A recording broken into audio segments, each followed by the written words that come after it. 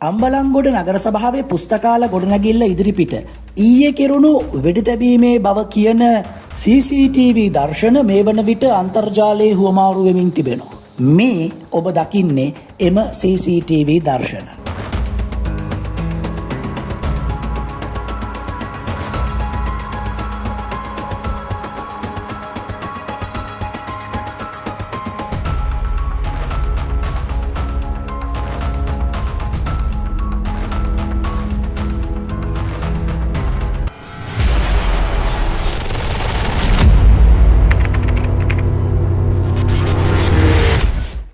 තරුණයන්ගේ තරුණ ජවයට වයෝවිටා 40+ 40 පැන්නක් ජව සම්පන්නයි.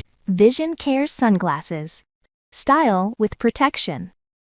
CCTV දර්ශන විතරක් නෙමෙයි. අම්බලන්ගොඩ නගර සභාවේ පුස්තකාල ගොඩනැගිල්ල ඉදිරිපිට ඊයේ කෙරුණු වෙඩි තැබීම සම්බන්ධයෙන් තවත් වැදගත් සහ අලුත් තොරතුරු ගණනාවක්ද net digital බැලුම්ගල ගවේෂණවලදී අනාවරණ වුණා. මේ ඒ ගැන ඊයේ උදේ 10:30ට පමණ මේ වෙඩි තැබීම සිදු වෙන්නේ. අම්බලන්ගොඩ නගර සභාවේ පුස්තකාල ගොඩනැගිල්ල ඉදිරිපිට. වෙඩි තැබීම සඳහා වෙඩික්කරුවන් ආවා කියලා විශ්වාස කරන මෝටර රථය මේ වන විටත් සොයාගෙන තිබෙනවා. ඒක ඊයේම හොයාගත්තා අතරමඟ දාලා ගිහින් තියෙද්දි. විමර්ශනවලදී අනාවරණ වී තිබෙනවා ඒ මෝටර රථය කොළඹ 3 ප්‍රදේශයේ ලිපිනයක් යටතේ ලියාපදිංචි කළ එකක් බවටත්. ඊළඟට ඊයේ කෙරුණු මේ වෙඩි තැබීමෙන් වයස අවුරුදු 55ක පුද්ගලයෙකු මිය ගියා. සහ දැනට අනාවරණ කරගෙන ඇති තොරතුරු වලට අනුව මේ පිළිබඳ ඊයේම net digital බැලුම්ගල අපි ඉඟිපල කළා සහ දැන් ඒ ඉඟි තහවුරු කෙරෙන තොරතුරු විමර්ශකයන්ට ලැබී තිබෙනවා. ඒ තොරතුරු වලට අනුව සංවිධානාත්මක අපරාධ සම්බන්ධයෙන් චෝදනා ලැබුවෙකු වන කරන්දෙනියේ සුද්දා ගෙන් පලිගන්න තමයි මේ වෙඩි තැබීම මෙහෙවා තිබෙන්නේ. මියගිය පුද්ගලයා කරන්දෙනියේ සුද්දාගේ ඥාති සහෝදරයෙක්. හැබැයි ඔහුට තිබුණේ නෑ අපරාධ චෝදනා. එහෙනම් ඇයි ඔහුට පත්තු වුණේ? පහුගිය මැයි මාසේ 3 වෙනිදා මීටියාගොඩ එරණවිල ප්‍රදේශයේ අවන්හලකදී මත්පැන් පානය කරමින් සිටි කිහිප දෙනෙකු ඉලක්ක කරගනිමින් වෙඩි තැබීමක් වුණා. යතුරුපැදියකින් ආපු කිහිප දෙනෙක් තමයි මේ වෙඩි තැබීම සිදු කළේ.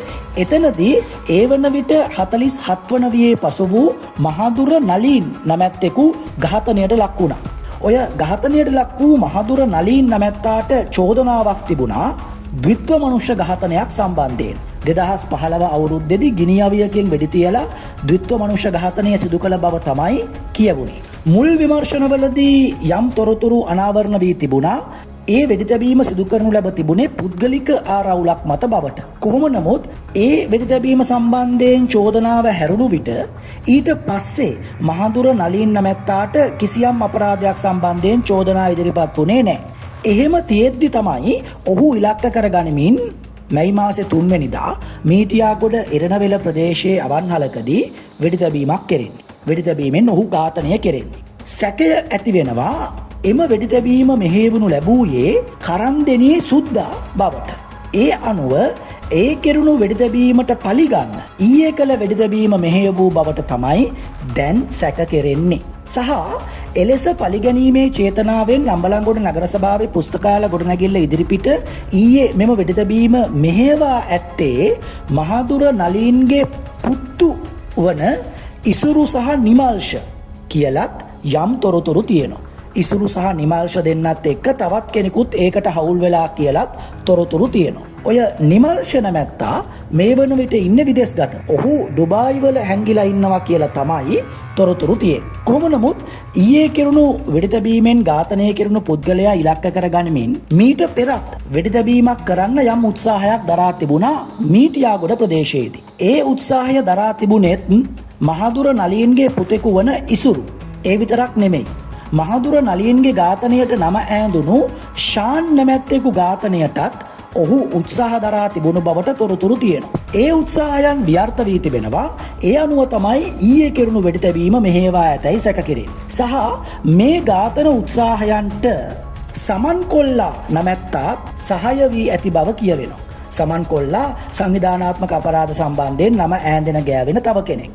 ඔහු ගිනියවියක් දීලා තියෙනවා කියලා තමයි තොරතුරු තියෙන්නේ. ඊළඟට මේ වන විට යම් CCTV දර්ශන අනාවරණ කරගෙන තිබෙනවානේ. මේ CCTV දර්ශනවලත් යම් තැන්වල මහඳුර නලීන් දැකගත හැකි බව විමර්ශකයන් කියනවා. හැබැයි වෙඩි තැබීම කළේ ඔහුද ඔහුමද එහෙම නැත්නම් ඔහු සමග සිටින අනෙක් පුද්ගලයාද කියලා තවදුරටත් තහවුරු කරගත යුතුයි. මේ අතර ඊයේ කෙරුණු මෙම වෙඩිතැබීමට ඊයේ කෙරුණු මෙම මනුෂ්‍ය ඝාතනයට ලොකු පැටි හෝ ලොකු පැටි පාර්ශවයත් උදව් වෙලාද කියලා තව ඔන්න සැකයක් උඩ එනවා. ඒකට හේතුව ලොකු පැටි නැමැත්තාගේ කළු මුදල් සුදු කළ බව කියන දේවාල කපුවෙක් පහුගිය දවසක අත්අඩංගුවට ගත්තානේ. අර ගිණුම් වල 33 කෝටියක් රුපියල් තිබ්බේ.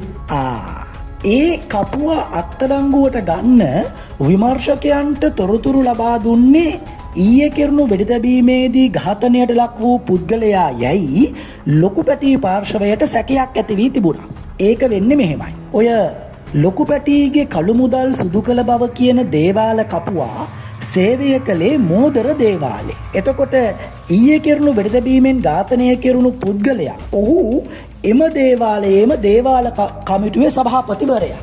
ඔන්න ඒ අනුව තමයි යම් අයට සැක හිතෙන්නේ දේවාල කමිටුවේ සභාපතිද දේවාලේ කපුවා පාවා දුන්නේ කියලා. ඒ සැකය මත තමයි ලොකු පැටි හෝ ලොකු පැටි පාර්ශවය ඊයේ කෙරුණු වෙඩිතැබීමට සහාය ආධාර අනුබල දුන්නාය කියලා විශ්වාස කෙරෙන්නේ. කොහොම නමුත් මේ තවම තොරතුරු මේවා සාක්ෂි මගින් තහවුරු කරගත යුතුව තිබෙනවා. ඒ නිසා ඒ පිළිබඳ විමර්ශන තවදුරටත් සිදු කෙරෙමින් තිබෙනවා. ඔය අතරේ අපි නැවත මතක් කරනවා ඊයේ කතා කළා net digital බැලුම්ගලට පිටරටින් කියලා කෙනෙක්. එයා කතා කරලා කිව්වේ එයා තමයි ඊයේ කිරුණු වෙඩිතැබීම මෙහෙවනු ලැබුවේ කියලා. ඒ හඬපටය අප සතුයි. දුරකථන සංවාදයේ හඬපට. නමුත් තවදුරටත් අපි ඒක අනාවරණ නොකර තබා ගන්නවා.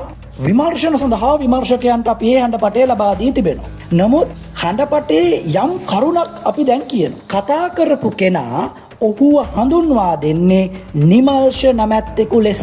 මහදුර නලීන්ගේ පුතෙකු ලෙස. සහ ඔහු කියන්නේ මහදුර නලීන්ගේ නොහොත් ඔහුගේ පියාගේ තාත්තගේ මරණයට පලිගැනීම සඳහා ඊයේ කෙරුණු වෙඩිතැබීම සිදු කළ බව. තවදුරටත් මේ කතා කළේ නිමල්ෂමද මේ කතා කරේ මහදුර නලීන්ගේ පුතාමද මේ කතා කරලා කිව්වේ ඇත්තද නැත්තද කියලා 100% තහවුරුවක් අප සතුව නැහැ. ඒ අනුව තමයි විමර්ශකයන්ට විමර්ශන සඳහා හඬපටය බහර දී නමුත් එය අනාවරණ නොකර තවදුරටත් බහා තබන්න අප තීරණය කරා. විමර්ශකයන් විමර්ශන සිදු කරමින් සිටිනවා. ඒ විමර්ශනවලදී හෙළිවන තොරතුරුත් ඊට අතිරික්ත බැලුම්ගල ගවේෂණවලදී අප අනාවරණ කරගන්නා තොරතුරුත් සිදු කෙරෙන විමර්ශනවලට අවහිරයක් නොවන පරිදි ඉදිරියට අපි අනාවරණ කරනවා සූදානමින් ඉන්න.